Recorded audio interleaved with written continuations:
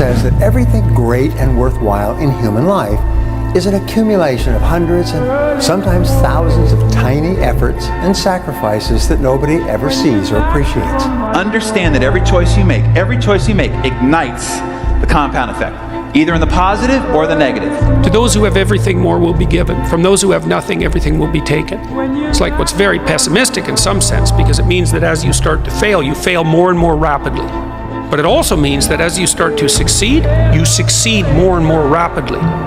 This law says that everything accumulates over time, that you may have to put in many, many tiny efforts that nobody sees or appreciates before you achieve anything worthwhile. There is no cheat day. There is no binge and make up for it on Monday reality when it comes to the butterfly effect or the compound effect. Everything has a consequence. So the answer to this is, when you start making positive choices and the results are invisible and you're getting no reward for your positive choice, you just have to have patience. You see that guy over there by the fax? Take a good look. He's never gonna make partner.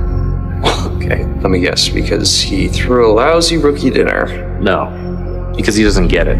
Get what? He doesn't get that doing good work isn't the whole job. Part of getting it is that things like the dinner actually matter, even when you don't think they do. Get it through your head. You start behind the 8 ball, you'll never get in front. It's like a snowball. A snowball starts off very small, but it grows as it adds millions and millions of tiny snowflakes and continues to grow as it gathers momentum, turning into an avalanche that takes the whole mountain in front of it. You underestimate how the smallest decisions can compound into significant differences over a lifetime. Everything changed for me when I understood this philosophy. Learn to work harder on yourself than you do on your job. That's the simple philosophy that changed my life forever, starting age 25. If you work hard on your job, you can make a living, which is fine. If you work hard on yourself, you can make a fortune, which is super fine. Rome wasn't built in a day. We all know that. Everyone hears that. But Rome also didn't fall apart overnight either. It took hundreds of years for Rome to reach its peak, but it also took time, hundreds of years, for Rome to decay and fall apart. And that is representative of life, because you don't achieve worthwhile goals quickly or easily. They take time. At the end of every day, you look yourself in the mirror and you ask yourself, did I get better today? If the answer is yes, and you do that for 5 years, 10 years, 15 years, how much better are you going to be? Are you getting better every single day? That's the question. And it's just taking small steps. You don't try to get it all done in one day, in 1 week, in 1 year. It's the process of getting better every day and doing that for a period of years that then create the masterpiece. Big things have small beginnings. You've heard of the butterfly effect, right? Butterfly flaps its wings, one part of the planet. On the other side of the planet, there's a tsunami. That's exactly what happens in your life. Every choice you make ignites the butterfly effect. One little choice ignites a tsunami on the other side 10, 20 years down the road, either positive or negative. Every one of them. Most of us know what we could do to change things for the better. And we spend our time and our energy talking ourselves out of doing those things. And the other thing that I convince people of, because this is so true, it's the littlest stuff.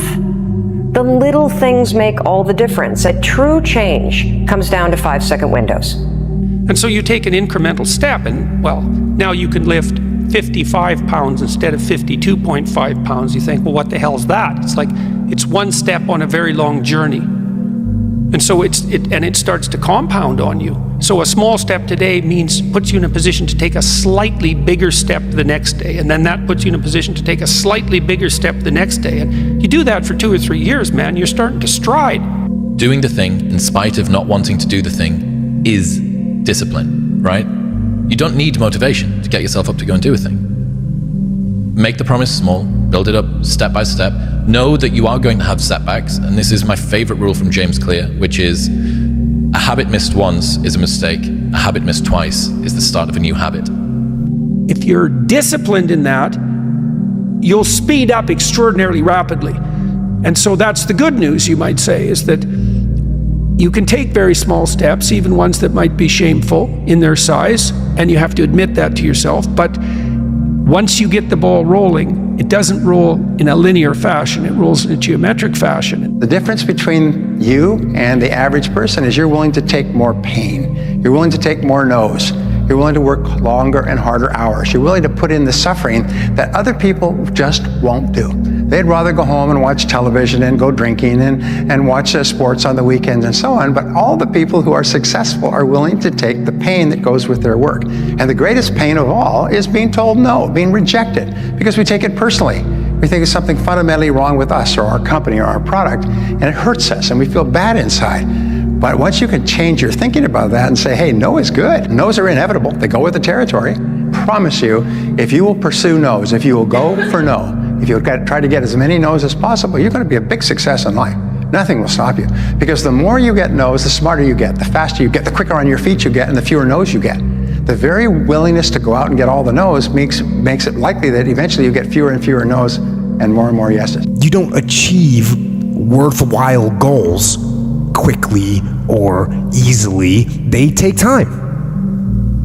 They take relentless pursuit day in and day out. That's what it takes. There was a kid who everyone underestimated. Too small, too quiet, too ordinary. But every day while they laughed, he worked. In the gym, in the books, in the shadows. He knew one truth. Effort beats talent when talent doesn't try.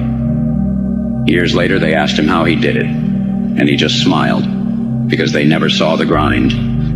It's the quiet hustle that makes the loudest impact.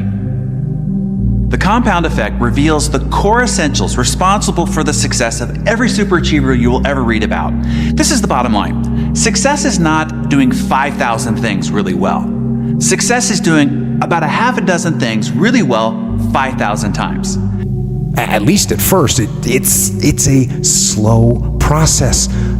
A little slip here, a little setback over there, a little wearing down of discipline and will over time.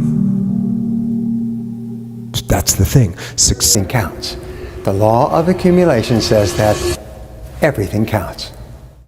So we training here tomorrow, 5 a.m. Nah, I got other plans. You mean you want to go to Philly? No. Listen, you want to change things in a big way, and you need to make some big changes. One step at a time, one punch at a time, one round at a time, one step at a time, one punch at a time, one round at a time. Your father was special. Tell you the truth, I don't know if it's special. Only you're gonna know that when the time is right. Okay, it ain't gonna come overnight. You're gonna take a beat, you're gonna take this, you're gonna get knocked out, you're gonna get up, and you're gonna see if you got the right thing. But you gotta work hard. I swear to God, if you're not gonna do it, I'm out. Okay, every punch I ever thrown has been on my own. Nobody showed me how to do this. I'm ready. So now you gotta ask yourself, are you here to prove something to other people? Or prove something to yourself? If all your books, videos, and tweets were erased from the internet forever, and all you had was the next 60 seconds to leave to the world, what's the most useful thought you could leave to the world? Figure out what you want, ignore the opinions of others, and do so much volume that it would be unreasonable that you would be unsuccessful. You must be willing to extend yourself to the limit with no guarantee of success. Every day, you must ask yourself, did I do enough? Have you heard the story of the pottery class? So there's there's a teacher and he's got two classes that he teaches. And one class, he says, the only assignment for this whole semester is that you come back with a perfect clay pot. That's it. That's the assignment. The other class, he says, your objective is to make the most total quantity of clay pots, and you'll be measured by how many pots you make. And at the end of the quarter, the pots that came from the team that had to just make sheer volume, not only did they make more pots, but the quality of all of their pots was better compared to the teams that only had to make one. And it just underlines the biggest lesson that I've learned in my life, which is that volume negates luck.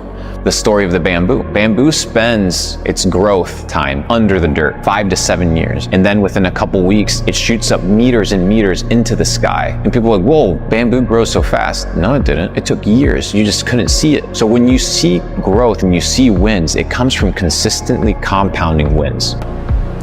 Nothing's ever going to be given to you. Everything's going to be earned. If you don't go out there and put in the work, you don't go out and put in the effort, one, you're not going to get the results. But two, and more importantly, you don't deserve it. You didn't earn it. Here's the problem. You don't see how the consequences of that small, seemingly insignificant, poor choice in the moment has.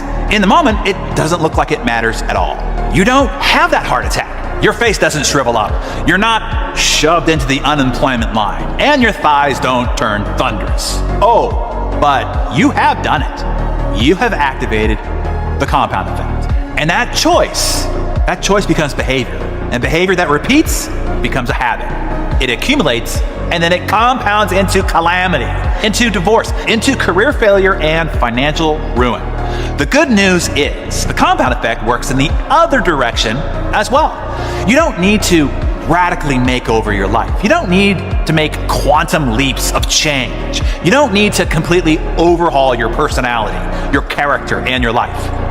Super small, seemingly inconsequential adjustments can and will transform everything. You can try to be lucky and pick the one perfect thing and try and make it, but if you don't want to try and be lucky, you can just do so much work that you will brute force your way to figuring it out. Like if you do 1,000 podcasts, perhaps are very uncomfortable to you, or I'm going to put down a boundary, or I'm going to say no to this and yes to this. Tiny little things repeated over time is what produces dramatic change.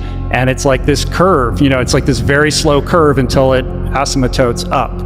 And everyone wants to talk about the pivot moment when it goes skyward, but the truth is the real work is in the drudgery. Correct. And the difficult, anonymous work of shoveling shit every single day. The average person thinks of terms of morning or afternoon. The above average person thinks of hours. The successful person thinks of half hours. The very successful person thinks in terms of minutes. They allocate their time carefully. Now the only way that you can do that is what? Is you've got to keep track of what you're spending your time on.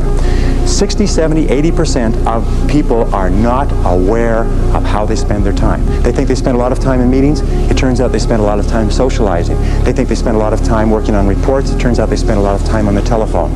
They think they spend a lot of time doing important jobs. It turns out they spend a lot of time wasting time. So keep a time log, or just keep a sheet, and whenever you have a chance to look at your watch, write down what you're doing at the time, or have somebody else watch what you're doing and feed back to you how you're spending your time. And then you have to ask, is how I'm spending my time consistent with my major goals, my top priorities, my high payoff tasks? And you'll find that it's not. And you'll also find that you feel frustrated and you feel stressed if you are not working your time on the things that you're supposed to do. Whatever it is that you're pursuing to achieve or create or express in the world, I think a lot of people back out before that happens. The fact that you've been doing this for a world.